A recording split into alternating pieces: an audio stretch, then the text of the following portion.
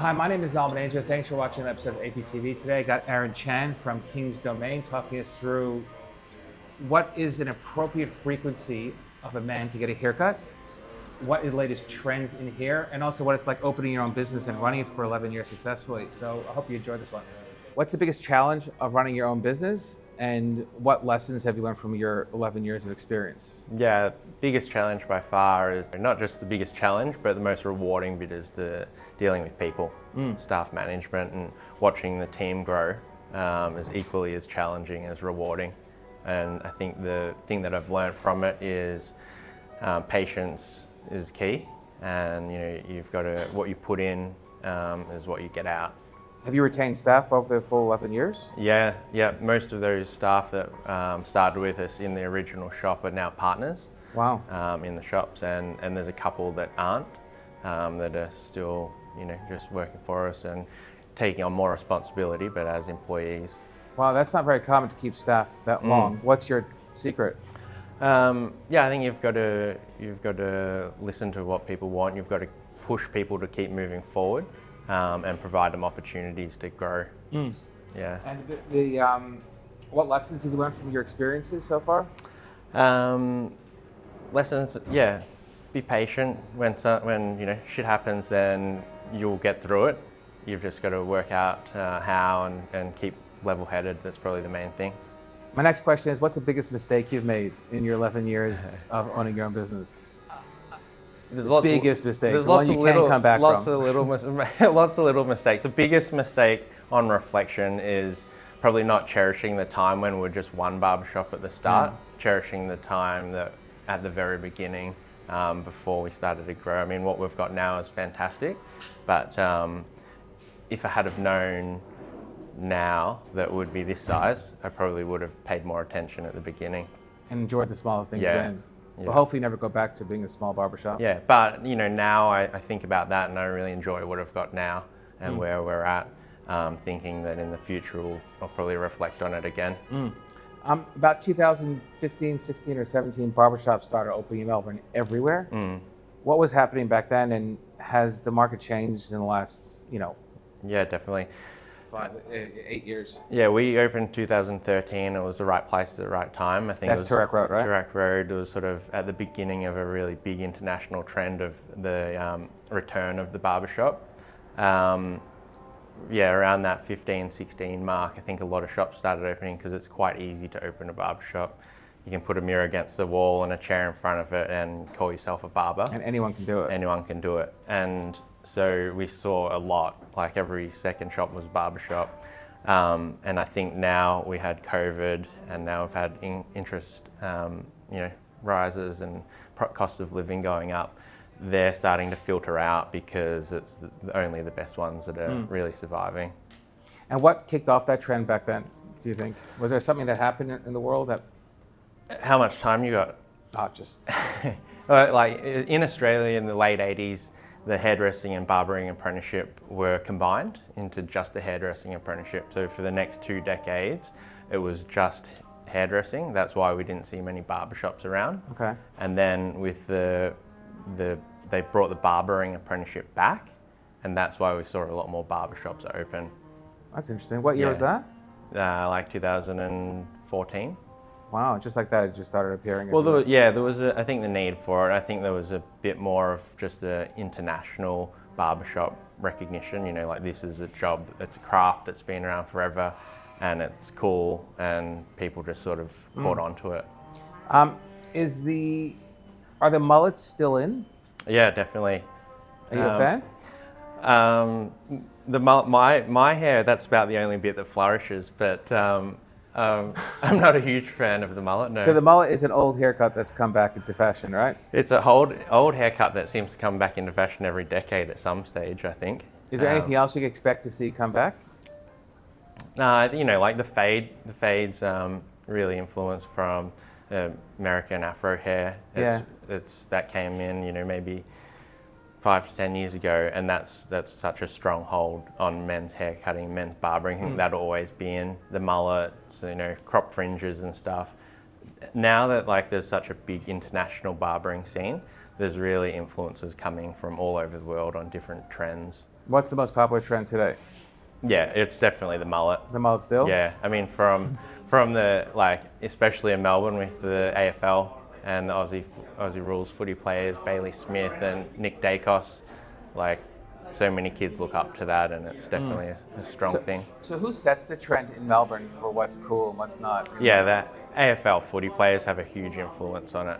Any particular players in your opinion Yeah, that decide? Yeah, Nick Dacos is a huge one for sure. Are you a Collingwood fan, or are you just saying that? I'm not really a footy fan.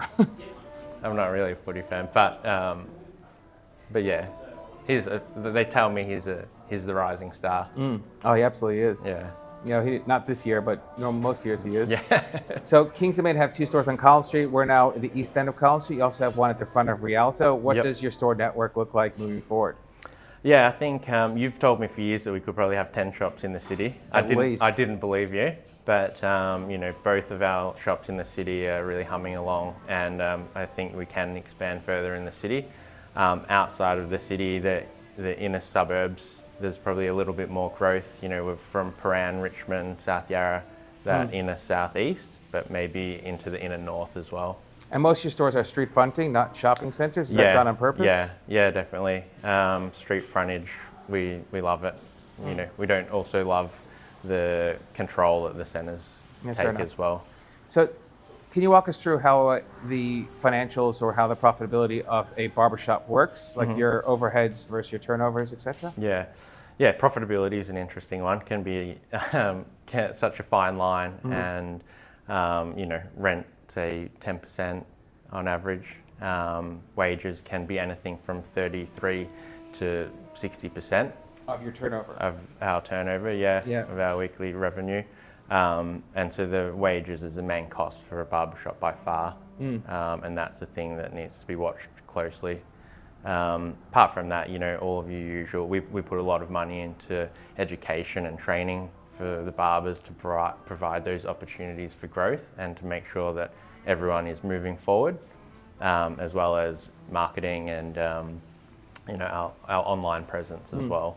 So labor and rent are your 2 biggest Yeah, by far. costs. Yeah. And to keeping that manageable, that's where your profit kind of sits or doesn't. Yeah, exactly. Right. Yeah, Which and is- that's, you know, over the years I've sort of learnt that myself by watching things a lot closer. In the start, I was just in there hammer and tong, as many haircuts as I could do myself, Yeah. and then, you know, a few wins and a few losses have sort of fine-tuned how that works. Do you still cut hair yourself? Yeah, half my week's cutting, and the other half is emails and meetings. And if someone wants to book you in for a haircut, how do they do that? Online. You can choose you Jump specifically? online, yeah. I'm cutting at the Richmond store now, so they can choose Richmond, choose myself, and lock in a haircut. If I ever get a haircut, I'll do that. Yeah. But I'm not getting haircuts lately. Are there any other men's self-care services you see coming into retail?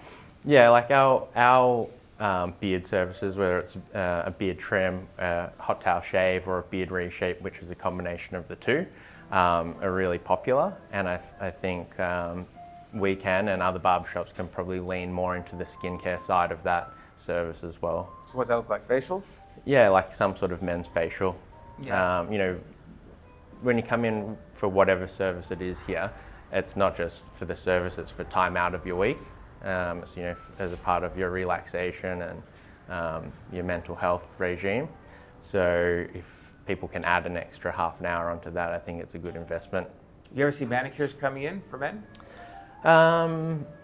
Yeah, yes and no. I don't think we will see it like a nail bar for the women, but yeah, I think adding on a service in the barbershop, like Do you that's have that? Any- No, we don't have it, but it's definitely been done in the past. Yeah. When I was a kid growing up, the traditional barbershops that had grown men getting their nails done while they got the haircut Yeah, and while they got the shave. And your shoes shined Yeah. and everything. It's just sort of, it's hard to find people that want to do that, like, you know, barbers that will incorporate that into their service and make it, you know, affordable for the business to operate as well.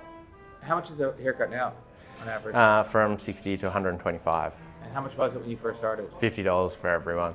Wow. Yeah. And do you see this prices changing at all?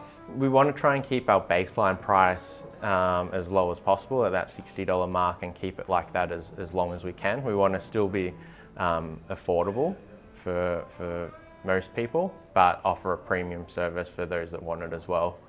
So that's why we now have a tiered pricing structure. And what would be the appropriate frequency of getting a haircut for a man? We say monthly. I mean, I've got a bunch of clients that are in every week.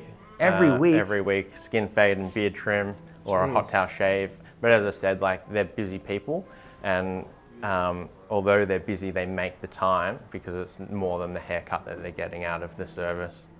Once a week's, but it's excessive. You could do it once a week, I reckon. Oh, okay. I haven't done, no.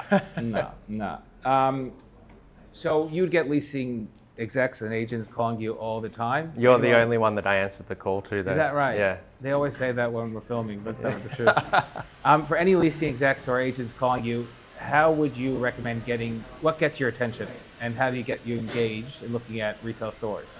Yeah, I think like it is difficult. Like any salesperson coming to the door is difficult to get the foot in when you're busy.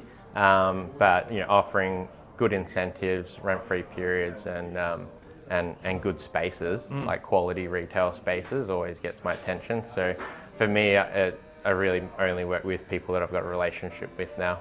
And if you don't have a relationship, how would they get? It's very hard to get my attention. No, it's too late, huh? Yeah. Good thing I started in 2013. Yeah. Still haven't leased you a shop, but we'll get there one day. What message do you have for anyone who is considering opening their own business and going through this journey that you've been through? Yeah, I'd say 100% go for it. Like, for me, it's been the most rewarding thing I've done in my life so far. I'm about to have a baby in November. So First one? Yeah, first one. So then it'll be the second most rewarding thing I've done. The baby will be the second, or the business will be the second? No, the baby will be the first. Right, and then the business will be the second. Business will be second, yeah. But at the same time, I would say make sure you know your product or your service or your craft like the back of your hand. So when you're opening your business, it's not about that anymore. It's about everything else that comes with it. Yeah, I've known people that spend years analyzing and researching a business that they never get to open. Yeah. You can overanalyze and just just have something that you're passionate about and you do well and go for it. And believe in yourself and go. Yeah. Yeah.